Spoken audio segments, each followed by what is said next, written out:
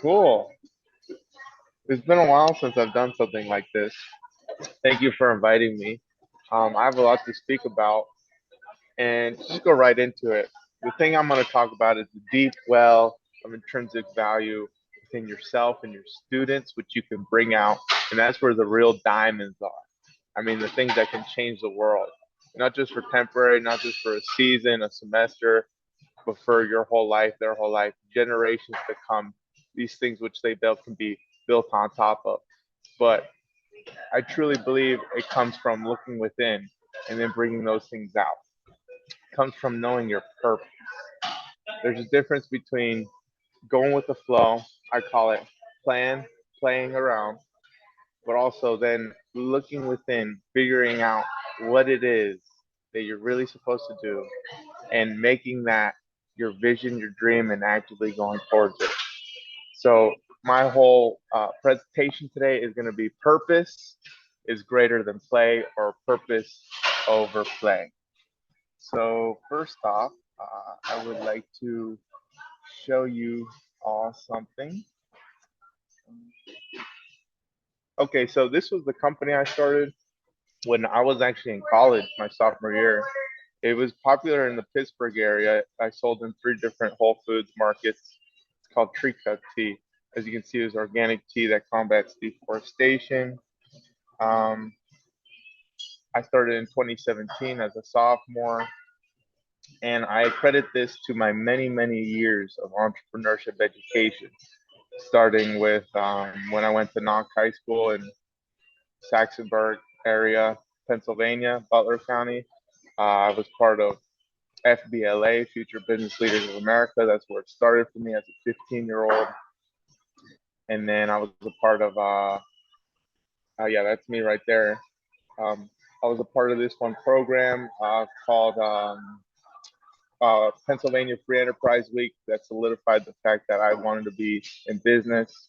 And then I was a part of the MIU 4 chapter of Entrepreneurship Academy at BC3 for like 3 or 4 years. I think they did that program, which solidified it more.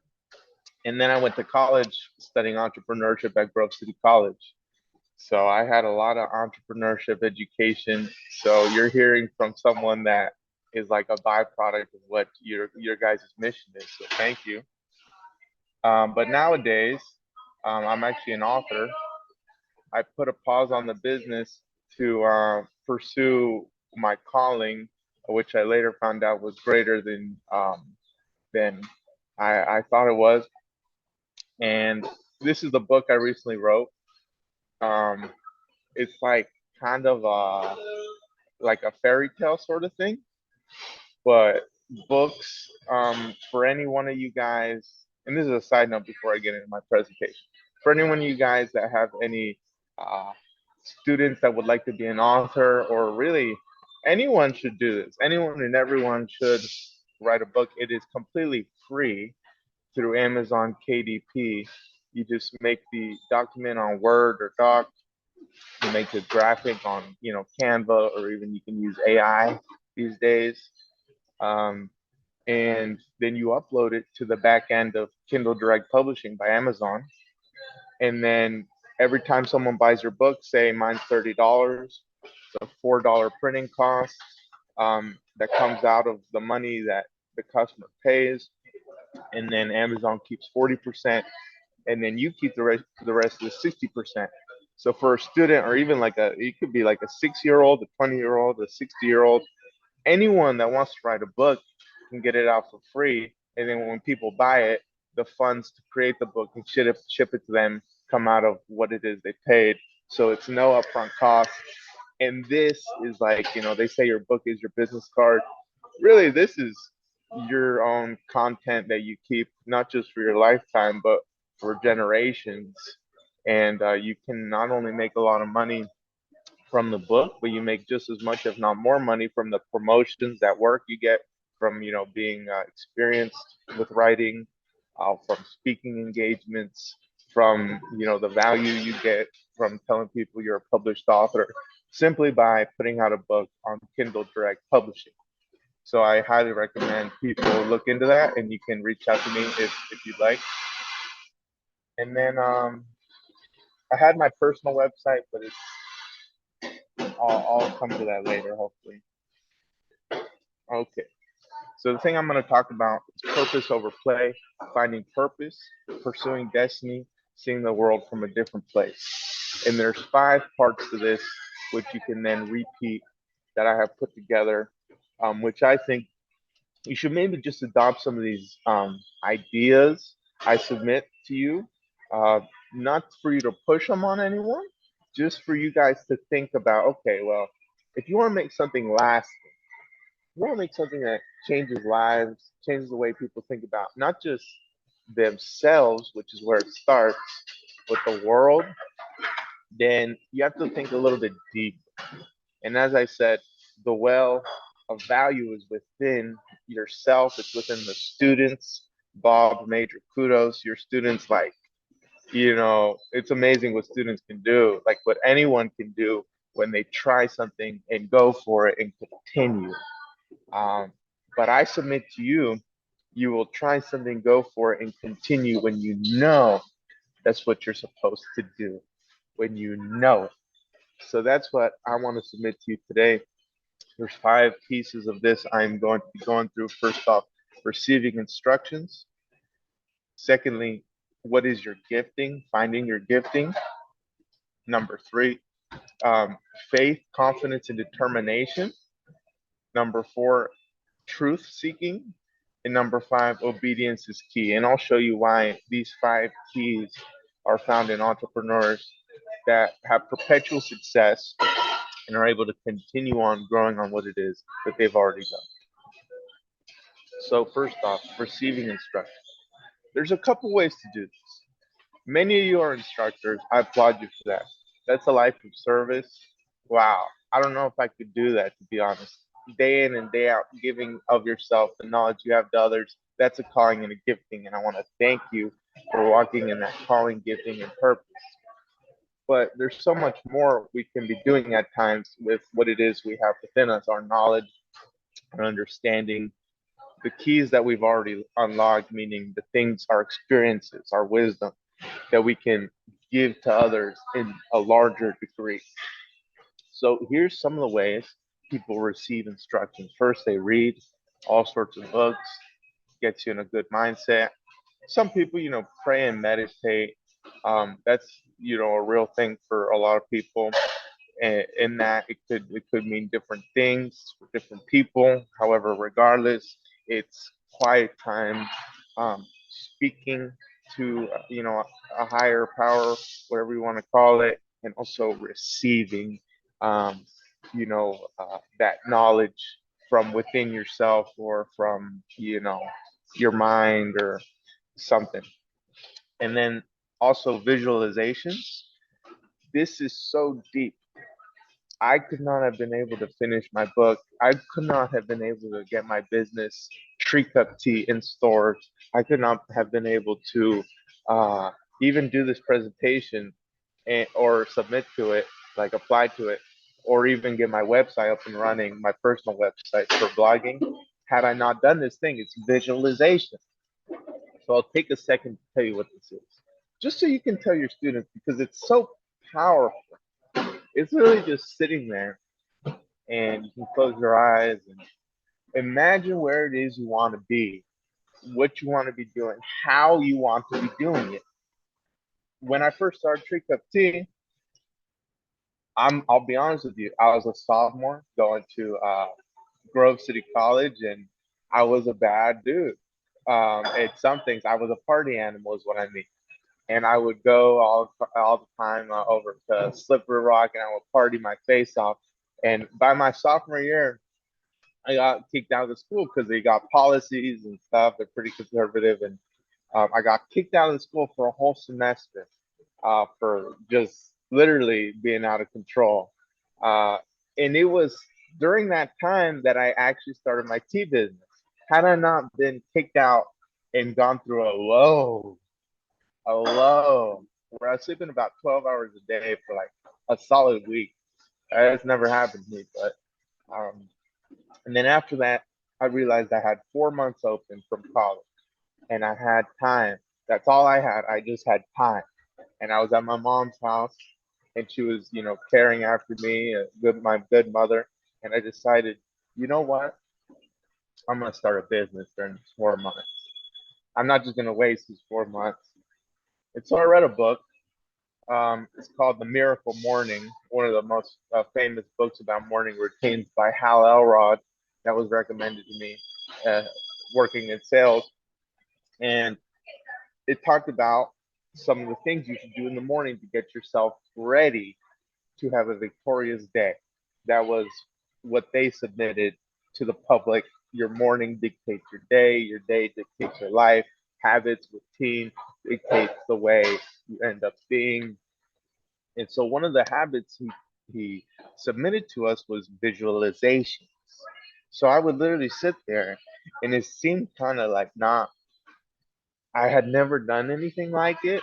I had never meditated, quote on, and stuff like quote unquote, which is really just a practice in concentration, which can help anyone in anything, and you can concentrate on anything. Um, it doesn't just have to be, thinking about nothing. It can be thinking about your business, and suddenly ideas open up. Think about your relationship, and suddenly understanding comes. Well, with visualization, I literally thought about my product.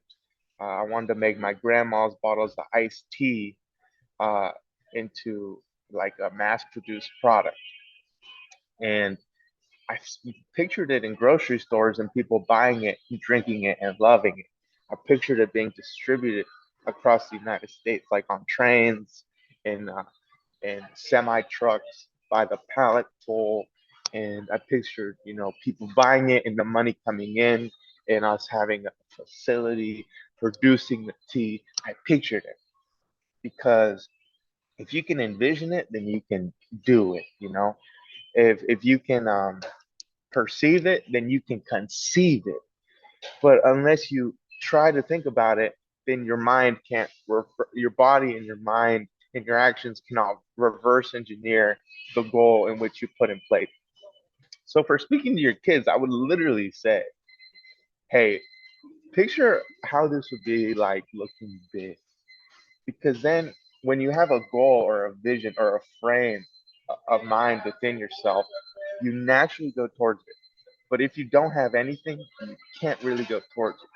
And if you can maintain that frame or vision every day, or over time, even if you drop it for a week or a few weeks, if you can just pick it up and be like, okay, that that's a possibility.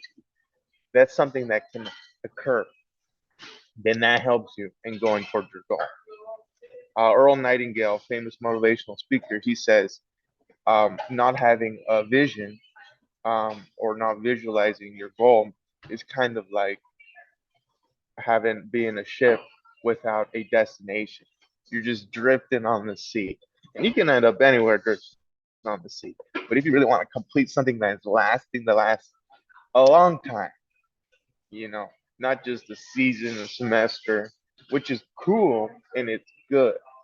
But imagine if one of your students was the guy that invented something big because he was able to see it, so he was able to conceive it. So you have to have that end goal in mind. You picture it. It's a huge thing. I'm telling you, these are serious principles of making what you want to happen. So number 4, contemplative journaling. This is very deep. You can actually get far deeper in thought and understanding in your mental facility, in your mental faculties through writing down your thoughts, because you can literally track the way you're thinking as you're writing line by line what it is you're trying to comprehend or understand. If you're just sitting there thinking, that's good, but you can get deeper by writing it down because you're able to see everything, and if you go off on a loophole, you're able to get back on what it is you were thinking about. So you're able to think things through a lot better. I learned that writing is simply thinking. So a lot of people can't write things and finish writing things because, to be honest, they've never finished thinking about the thing that they're trying to communicate. The reason why many people don't complete what they're trying to do is because they never thought through to its completion. Because then you have to face um, all sorts of things whenever in your mind, and sometimes our mind, to keep itself protected, does not want to think about those things. But if you're able to think about those things ahead of time, you're able to plan ahead. And even if you don't have a strategy, maybe you'll be able to identify some ways to go around it. Anyway, number 5, responsive communication. This is something where you pretty much have a dialogue within yourself about what it is you should do. This is important because um, your relationship with your own mind, let's put it that way, uh, that if that is not tight, if you almost don't even accept yourself, then you might not even try to uh, allow people to accept what it is that you're trying to do, if you get what I mean. If you cannot be one within yourself, like when people tell you a rejection a few times, 10 times, then you'll be broken, and you might not continue. So really, being able to have the mental faculty, being able to think, pretty much being able to think your way through things. Albert Schweitzer, famous philanthropist, said the problem with men is they simply don't think. So what I'm trying to do with this part is just tell you some key skills of how you can think through things. As I said, there are acres of diamonds in your own field. Picture a field. And us entrepreneurs, we're planting seeds. We have these ideas. Hey, let's do this job. Let's do this job. Let's get this client, this little client, and then something will happen. We're trying to plant these seeds in our field. But what if underneath the soil there was actually acres of diamonds? This is what I'm talking about when you're looking within. Then you draw that out and you got those diamonds out there. Okay, you're gifting. This is one of the most important things that people never think about sometimes. This is what can make you great, in the words of Steve Harvey. Your gift is what can make room for you and put you in front of people that you could have never ever thought to be in front of, simply because that's something that's very much a part of you, and you're best at it with the minimal effort. Your gift is something you are the best at with a minimal effort because it's within you. So number 1 is seeing the world through a different lens. The way you look at the world has to do with your gift. I can't tell you exactly what your gifting is. I can point to it, but I think it will take you looking within yourself, and the students will have to look within themselves. They're not too young to look within themselves. They're not. In fact, honestly, they're kind of a little bit late if they're already in high school. I'm not going to say anyone's late at any time in life, but point is, thinking through your life is always good, no matter what age you're at. There's no minimum age to it. The way you look at the world is your gift. That is what allows you to do the things you do. This allows you to communicate. It's allow you to care for others, to have the relationship with your job, your companions, your workplace that you do. The way you find your gift is very simple, yet is profound. We can get confused in it. What is it that you wanted to be when you were a little kid? You had a vision for it. What is it you loved to do when you were a little kid? Me, I actually like to write. It was only like 2, 3 years ago that I stopped writing for a long time. I love to read and write, and I stopped for a long time, 15 years maybe.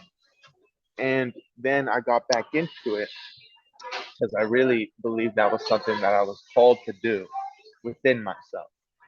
And that is what I'm trying to get at. The gift, you can only realize it within yourself. You have to know it within yourself. No one else can tell you. In fact, the world will probably not validate it, because your gift is hidden in your deficiency.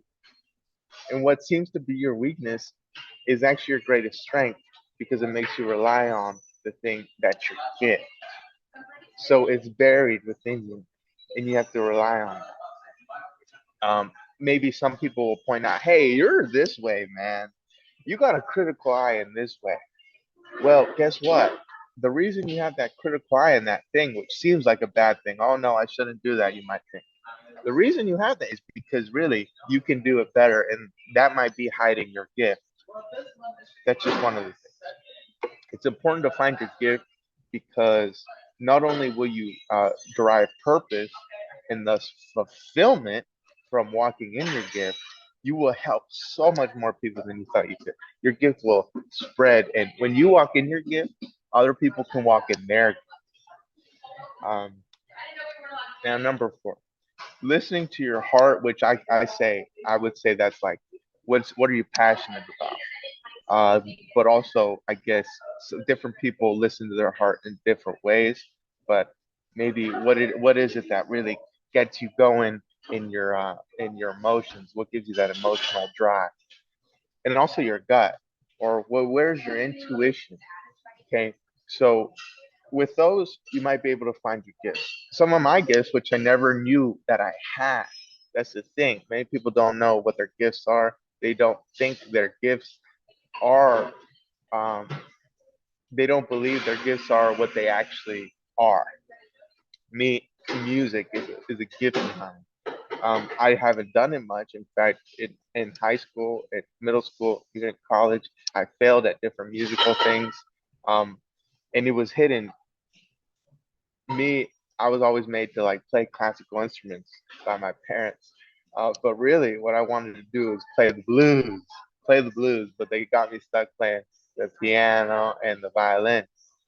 So sometimes our gifts can be hidden, and this happens naturally.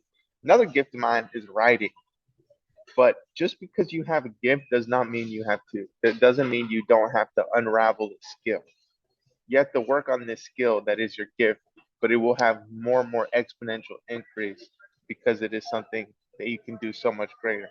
That you have the responsibility to steward within yourself and also in other people once you're able to find your gifts. And once again, it's the way you look at the world. It's the way you think.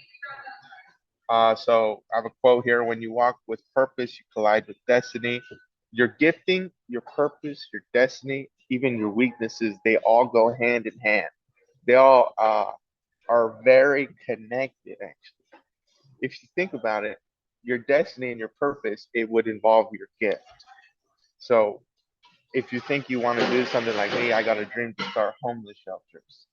And one of my gifts is being able to talk to homeless people and like really listen and find them fascinating and beautiful, more than most people, more beautiful than regular people.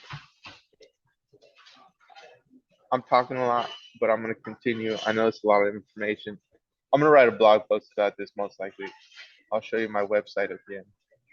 Number three, faith, confidence, or determination.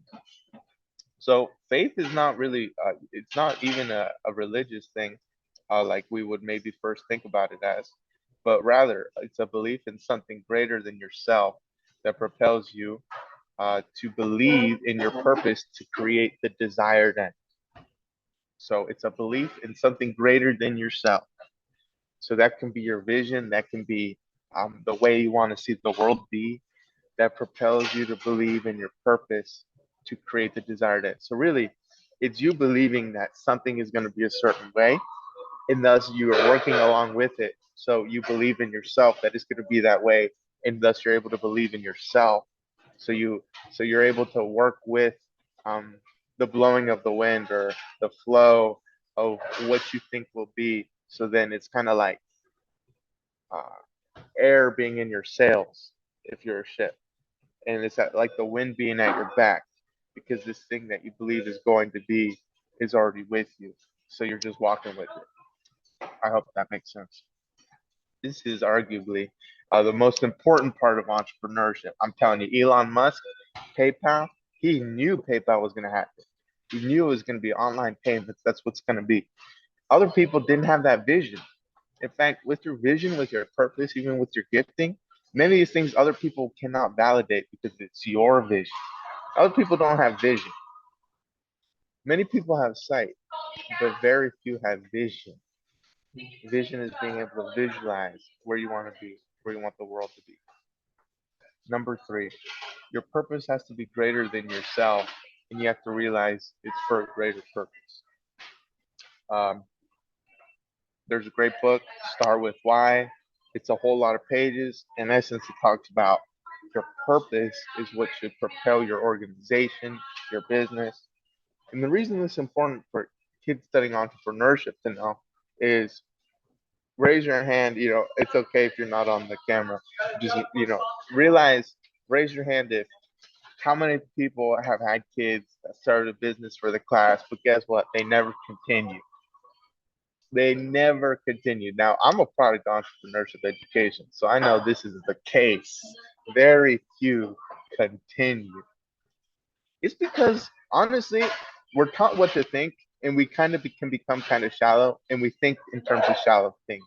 But really, if you really go to the root of what it is they want and they might be very insecure or not willing to express it. That is what can be lasting in their life and in the world, that vulnerability of them to manifest their gift.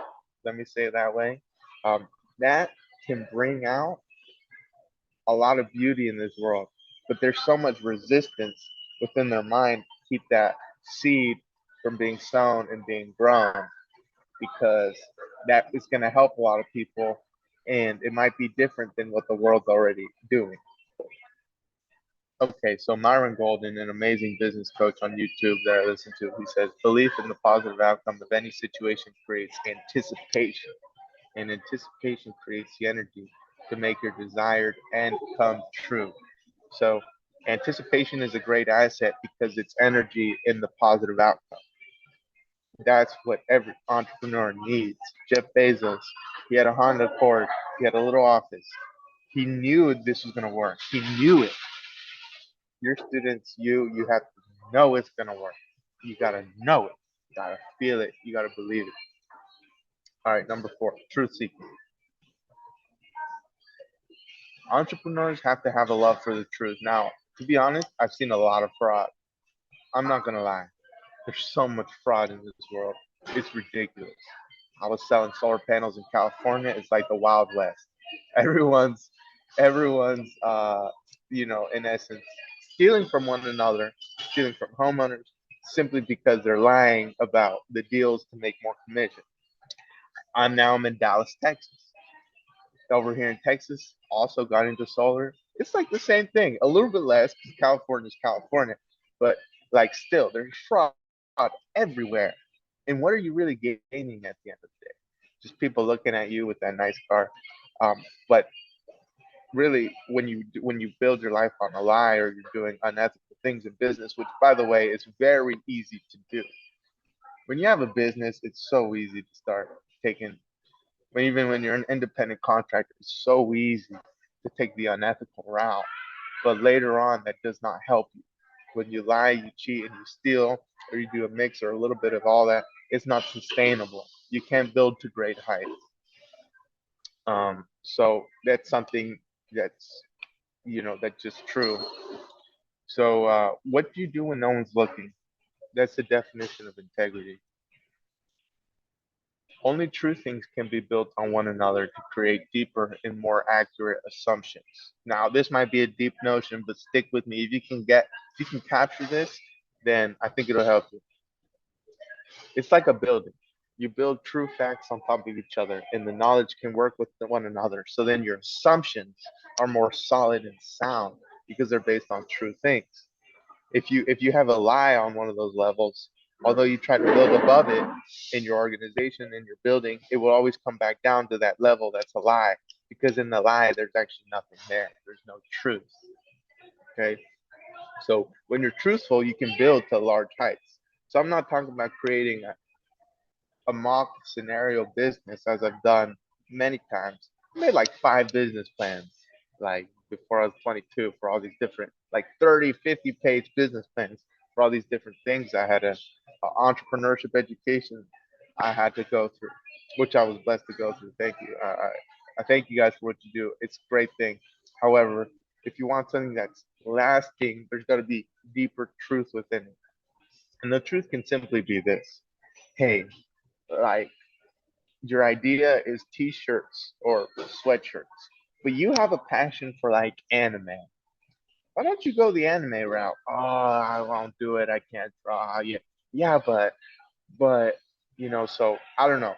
As a teacher, maybe probing what it is that person really likes, really, and bringing out their gift is maybe one of the best things you could ever do. Being an advocate for their belief in themselves and what they're able to do. So without the truth, there cannot be any sort of liberty, much less financially. We all know someone who's bound up in a lie and it all crumbled to the ground, and then they didn't end up being free. You look at them and they're all depressed, stressed. They might be well dressed, but they got nothing within them. Now, if you are being truthful, there will always be a path to continue. It's when you are living lie that you suddenly get stuck and you might not be able to get out of it. It's always better to tell the truth, even though it hurts. And the worst person you can deceive or make believe a lie is yourself. Number 5, obedience is the key. Now, this is this is I'm gonna explain it in the terms that I know. Obedience is from these meditative practices of journaling, and as an entrepreneur, you do a lot of sitting down and thinking about what the next thing is you have to do. Okay, sitting, because no one, you don't have a manager to be like, do this, do this, do this. You don't have a curriculum to be like, okay, we're gonna do this, do this, do that. It's literally, especially when you're trailblazing, doing something no one's done before. You sit down like, okay, how do we want to do this? And every morning I would get up and I would sit there. I'd probably get coffee, water, and I'd have my journal and I'd be like, okay, what is it I got to do? And it would lead to a few things. And after, 30, 40 minutes, I'll be like, okay, to do list, this, and this. Now, the thing is, whenever you don't do the last thing you believe that you are prompted to do, or in entrepreneurship, it's a lot of faith. I think I'm supposed to do this. So you go ahead and you do it. Although no one's paying you, you're expecting that money to come back to you. That's faith. And you don't specifically know how it's going to work, but you just do it. That is that is what I call obedience. Okay, because it's obeying the dream and the vision within yourself and going towards it. It's buying into it and really doing it. Trying to finish what it is you started is a huge thing. Many people don't do. Many people don't do it. You can't continue through the doors that lead to your destiny unless you do the previous thing. Once again, it's like trying to build a building, and the building is your business. But then you don't do that one thing, and then you try to get to the next level, and you try to skip a level. But really, if you did the next thing, although it was hard, or really it seemed hard to you, because it's always harder in our mind at times than it is actually doing it. You cannot actually build up to the next level and get to high levels unless you do the next thing you're supposed to do. So these are common things that keep entrepreneurs stuck in the weeds. Um, they keep them stuck in the weeds and make them like die and strangle in their business and what they're trying to do. First off, delay. Okay, hey, you only it's for some people they're only doing the business for a semester, 2 semesters, like a school year, then a summer. Like they can get stuck in delay. And delay for a month, 2 months, it happens. And actually, delay can be extremely beneficial, just like breaks can be very beneficial in refocusing and getting rest. However, delay can also kill your business. I'll put it that way. It can kill your business. It can kill your dream, your vision, your idea. The desert of delay is where many ideas have gone to die. I heard it said like this: the cemetery is the richest place in the world because that's where all those dreams and visions that could have been a lot of money, could have been a lot of helping people. They go there and they go there to die. And so don't let the cemetery hold your diamonds, hold the valuable keys you have within yourself just by doing the next thing in obedience and You could call it faith because you're expecting something good to happen. Now, next, self sabotage. This is so big. I'm telling you, this is so big. We all self sabotage ourselves at a certain time. Now, one of the great things you can do to keep yourself from being self sabotaged is by serving others. And sometimes that just means trying to help another entrepreneur out. Like when people reach out to you, like for help, you give them the help. Like you try at least the most you can do. Okay. Because the thing about service is when you serve, it's like a bank account that you can pull out of, like in your mind, I guess you could say. When you serve, then you deserve. Because a lot of self sabotage happens from not feeling like you deserve what it is you're trying to go for. So thus, it's like you shoot yourself in the foot. But to make yourself feel like you deserve it, feel like you're good enough, guess what? You've given already all this value for free. And now, when it's time for you to get that value, you take that value because it's yours. So that's what I mean by when you serve, you deserve. Okay. So that's a great antidote for self sabotage. Now, improper learning and growth. Now, this is big. It just like loving, this comes back to loving the truth, seeking knowledge, reading books on business. There's a lot of great, uh, YouTube is an amazing teacher. The point is, you need to have the knowledge to be able to apply whatever it is you're trying to go for. Next, skipping steps makes for an improper foundation. I talked about that. This takes faith. You don't know what is going to come out of what you're doing, but also you can't assume either. Now, this is what a lot of people do. You know what the word assume means, right? It's when I'm not. If you know, you know. When you assume, sometimes you're making. Sometimes it's good. We as entrepreneurs are looking forward. Okay, looking around the corner. We're taking a bet on what we think will be. We're working towards, but also you cannot assume that something's going to be a certain way too. So it's like there's a dichotomy where you have to look forward and expect something, but you can also not look forward and then assume something bad's going to happen that's keep that thing from happening. So sometimes assumptions can be very bad for an entrepreneur. It'll keep them stuck by not moving. There's a way of thinking that's like as long as you keep moving, things will come. You know, it's when you assume and you get stuck because you assumed actually something that wasn't the case. Worry is a big thing. It was a big thief of dreams and vision and purpose. Is you can't move forward because you aren't thinking about the thing properly potentially. So I've had many times where some of my greatest blessings in business and many things were from just trusting uh, something was going to come out of it, and something came out of it out of the blue. I can't tell you how many people helped me. So many people helped me. Like I got my trademark for Tree Cup for free. Tree Cup is completely trademarked, 100%. Cost thousands of dollars. I got it for free because because I took a chance and I continued on that chance. And this IP attorney offered to give me it for free, and I took it. So simply show up and do what you need to do to go through the door. So much of life is about showing up. Sometimes the greatest oppositions is right when there's about to be a breakthrough. So we don't wake up, we can't wake up in time or something like that. Or there's fear in our mind, and we keep that fear, which is false evidence appearing real, from making us do, making us go through the door of our destiny. Now, another thing is finish the dream.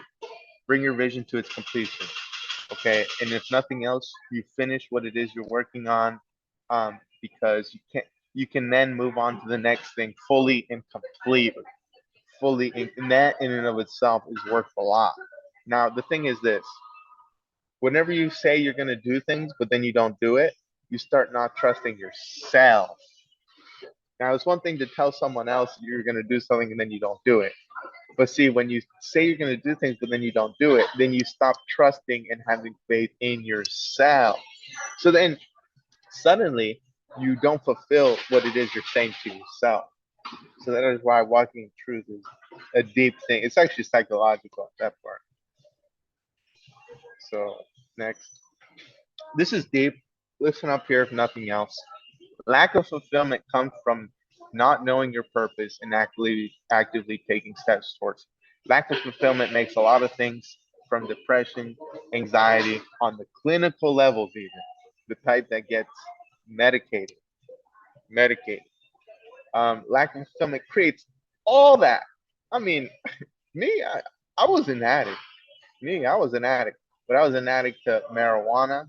A lot of people get stuck in that around my age, even all ages, and that was from a lack of fulfillment. So knowing your purpose fills that void with what you truly are, with the true thing. So then we don't have to fill it with something that's not true. So this causes us to fill our time and minds with useless things in a striving to fill the void. And people are fulfilled whenever they are moving forward. Now, this is scientific, psychiatrically proven. People are fulfilled whenever they are moving towards their goals and destiny and actively growing. Do you want your kids to be fulfilled? Some of them are empty because they don't know their dreams, they don't know their goals, they don't know their purpose, they don't know that those things even exist.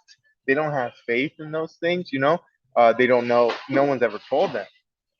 So as teachers, tell them, inspire them. The greatness is within them. Even if they seem not excited about anything, there is one thing which they're supposed to do that could excite them. That's what you gotta find and push them towards. It might not be interesting to you, but to them, it could be the key to unlock their destiny. So you gotta find your goal, actively move towards it. The active growth and the fulfillment you get from, even for me, if I write, because I'm a writer, that's what I know I'm supposed to do. Okay, your purpose is what you know you're supposed to do.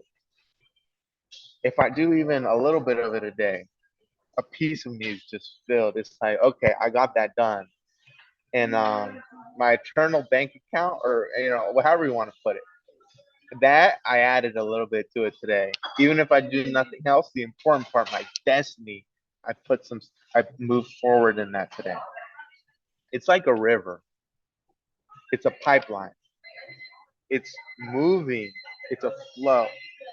And if you stop the flow, then it's hard to restart it. Have you ever seen a river that stops and restarts? No, because it doesn't really exist unless it goes like underground for a bit. The point is, the pipeline is you receiving what it is you're supposed to do, doing it, okay, and then receiving and doing it. But if you get stuck like a clogged pipe, then suddenly you might feel pressurized, you burst, and through delay and different psychological things, potentially we might be that might burst, and that we might not end up doing it. We might go to the next easiest thing, and so thus we fall into this thing called fate. Now, there's a difference between destiny and fate, and this is my last slide. This is so deep. Listen up here. This might help. This helped me. Destiny is going for the goal, vision, and dream placed within you. There's different ways to interpret this or derive it, but let me posit it in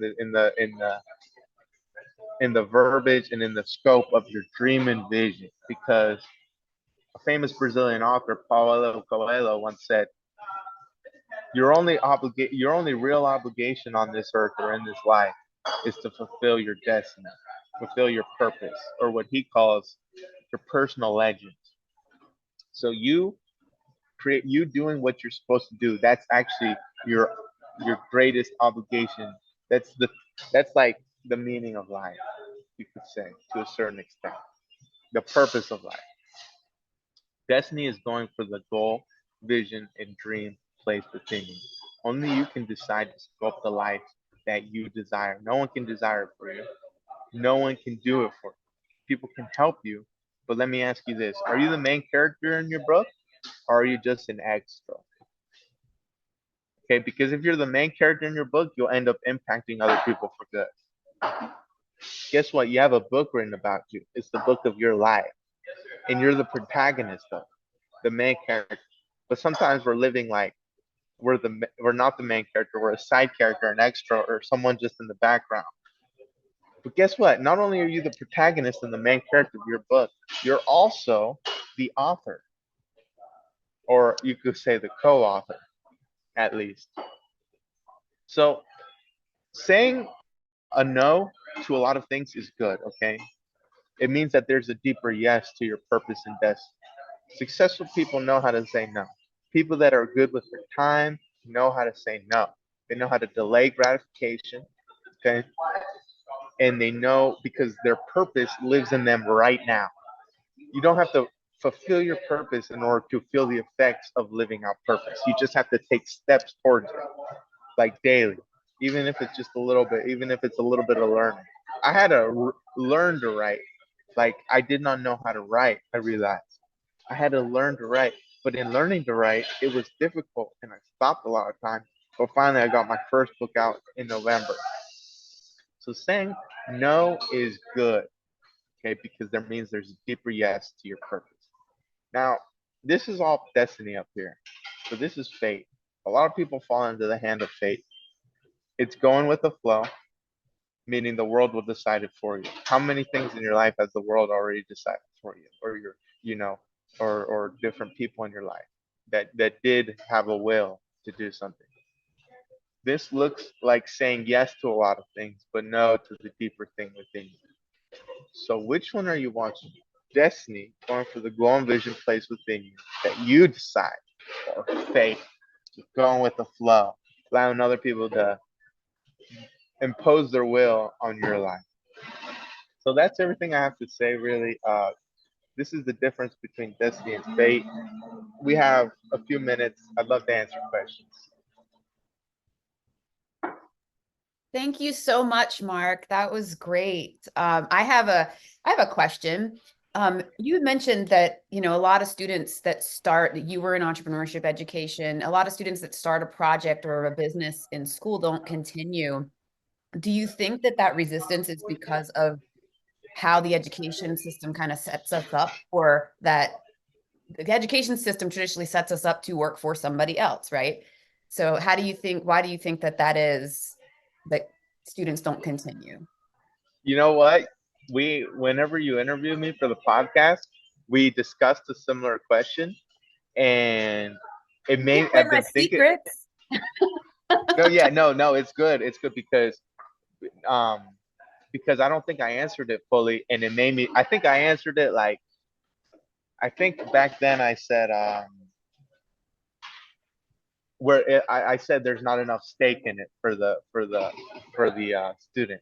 Like they don't got their money in it. They don't have an asset made, because when you have your money made, when you have your money in it, your own money, and when you have an LLC, it changes the game. But I've thought about it. It's come to my mind since then, and I've realized, you know what? It's actually deeper than that. I think it's that the students not their internal mind, their knowing who they are is not developed yet. Okay, so because of that, they're not able to hold that much, because within themselves, um, we're told what to think, like for a long time. We're told how to think, what to think. So people go with that because it can be exhausting for some students, and they might find themselves in that process. But really looking within, and also making those skills that are like vital to life, like the personal development, is not up to a certain point where it can sustain something in for them to actually be the CEO and the creator, the father of a business, you know, or mother of a business. Awesome. Are there any other questions? Because I have one more, but I let other people have an opportunity. Pregnant pause. All right. So I have another one. This one's a little deep. So you talked a lot about purpose and figuring that out, and some strategies, which I wrote down, contemplative journaling. I think that's a really good one. Um, but you know, I'm a little bit older than you are. and and you know, what if you feel like you've never, you know, there's people out there, a lot of them, that you hear that word purpose and you're like, I don't know what my purpose is. I don't know, you know, how do you help someone find it? Because you did some wildly different things. I feel like you were a young person that's lived many lives. Um, but you know, you had Tree Cup Teas and then you had your book and all these other things. And you know, those two things are so different. Can you explain the difference between, you know, pursuing one business versus your purpose?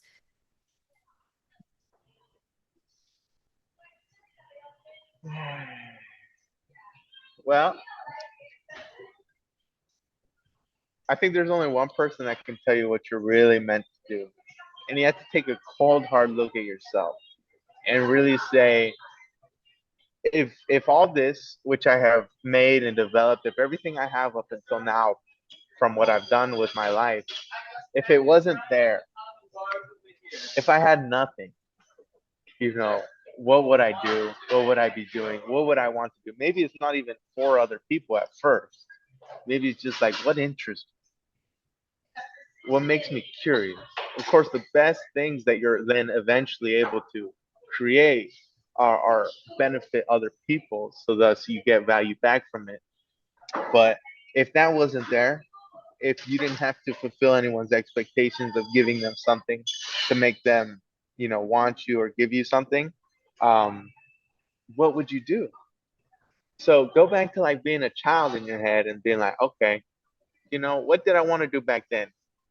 When you're a child, you know what you want, like, and then these notions of the world come in, and then we or our parents tell us something. Like I wanted to be a chef. I told my dad I want to be a chef. He's like, no, they don't make enough money. Squash my dreams. But anyway. That's just a side note. So point is, what would you do if you had if no if you if money wasn't an object? What would you do for you? And that I think fulfills a deep peace within you. And if it does it for you, then how many other people could it do it for? Or at least could you, if it fulfills you, maybe it won't fulfill them, but you could show them how to be fulfilled. You have no clue how much people spend money on trying to be fulfilled, when really it's actually completely free. It's within us, you know? That's really beautiful. There's a funny joke. I can't remember the comedian that said it, but the joke kind of went like this. You know, why do you think all the adults are always asking the really little kids what they want to be when they grow up? And the punchline is because they're looking for ideas. Yeah, hey, that's probably true, honestly. That's probably true. Paulo Coelho, the author of The Alchemist, Yeah, it's just a book about you know, what's truly valuable. And I don't want to spoil it for you guys because it's good. I think most people should read it. I'm literally reading it like my fourth time. It's short. It's 160 pages. It's not hard to read, but it's deep actually because it's like an internal message. Um, and so uh, what he talks about is when you're a kid, you knew what you wanted to be, but then you grew up, and then the expectations of the world and making money and food and all that comes in, and then you have to do what you can to survive. But deep within you, that seed of you being a child and knowing what you want to do is still there. And there comes a point where you can either do it or you can let the current of the world take you to where it wills you to go. So at that point, you have to take a stand. And you know what? Courageous people, brave people, they're not specifically courageous all the time. It just they identified that they identified the point where they need to make a decision. And they made the decision to the best of ability for what that it is they believed in. that's awesome. Well, thank you so much. Excuse me. Thank you so much, Mark. I appreciate you and thanks for coming on today. Hey, Very I got excited. one question. Oh, go Can for I it. ask him a question? All Yeah. right, thank you. Hey, Mark, what's going on, man? It's Giovanni. Yeah, I know, man. I'm glad you joined in. What's up? My man, here's the question. What would you tell somebody when you was just talking about how when you set goals for yourself, right? And then you don't commit to those goals, and you start things, and that becomes a habit. You start things, you don't finish it. You start, you don't finish, and then you said you wind up losing faith in yourself. You begin not to trust yourself on a psychological level. What kind of advice would you give to someone that is in that mindset, and it's pretty deep, like it's kind of steeped within that, because there's a lot of people like that. I mean, it's pretty much steeped within them, and to get out of that type of psychological cycle, what kind of advice would you give them? You know what? This is so good you asked this question. I also asked one of my mentors this question, and he told me the perfect advice that at first it didn't make sense to me in my mind, in my human mind, in my mind, and then I actually applied what he told me, and then it worked. It worked. So what it is this: you go back to the first thing that you were told to do, or you thought you were supposed to do, or you believe in that you were supposed to do. The very first thing, like if not the very first thing, one of the first things. Now you would think, oh, the time expired, it's too late, but that's not true actually. When it's with such a great force like your purpose and destiny, time is irrelevant. Time will, um, time will you'll become the master of time. You'll become the master of the time because it has to come into submission to the greater force of what your will is. See, this part's so deep. We humans in entrepreneurship, I did my business for 4 years. There were so many times where I thought I couldn't move forward. There was many times. One time I had to change the name. I had a trademark violation. I thought I was going to stop. Another time, I couldn't get my brand made. I had to stop. Another time I ran out of money. I had to stop. I thought I had to stop. Another time I got all these bottles made from China. I thought I had to stop. Like, but if you just continue, you realize things will change because your will is so strong. Not just that you have to impose your will to be strong, but just that we actually don't know how powerful we humans are. If we make a thing be, it has to be, you know. And even if it doesn't look like it's going to be, it has to. It will. Okay, and that's where the faith comes in. I mentioned faith a couple times. That's It has to eventually come to pass. So there's such a thing as redeeming time. And although you might think you're behind, if you work on that thing, guess what? On big things like finishing a book, or that's just my example, but it could be whatever it is for you. If you do that thing, it makes up for years of lost time. I'm telling you. So it's going back to the first thing, doing that with faith, believing that no matter what, even if you're off time, somehow it's gonna work. That's the entrepreneurship. Even if I hit a wall, somehow it's gonna work. Love Okay, that. all right. Is that like kind of like the you ever read the book The Secret? That's No, that but kind of I've heard about it. I want to read that. Yeah, it reminds me of that. And I do believe there's a lot of truth to that. I do believe it can it can be a little bit over the top to the point where, I mean, if you're 5'1", you're not going to be in the NBA. You know what I mean? It's just not going to happen. but You're but I funny, do bro. I do I do believe what you're saying. And you know what's funny? I think the universe is good. We're saying the universe, but I really do believe God is good to us in this aspect, that like what you're saying. I think it's introduced to us even earlier in life, like with smaller things. Like I remember even like things in my life where like I went to go take a test, and then the test. I mean, I was sure I would. This teacher came to me, he's like, "Hey, you're failing math. I want you to, the best thing you could do is to go down and drop out, and this way you'll get an incomplete. If you keep going now, you're going to get an F on your transcript. It's going to stay with you for the rest of any college you ever want to go to." And I was like, okay, I guess that's what I got to do. That's what the professor, in his professional opinion, is telling me to do. And then there was something deep down inside of me, like a fire inside of me, and I was like, you know what? I don't know. I'm not gonna go. I'm not like on my way down to drop out. I was like, no, I'm gonna give this thing everything I got, and I did. And it's wild because wasn't, I can't say like it was like everything I did, I made it happen. But yeah, there was something inside of me. I did what I could.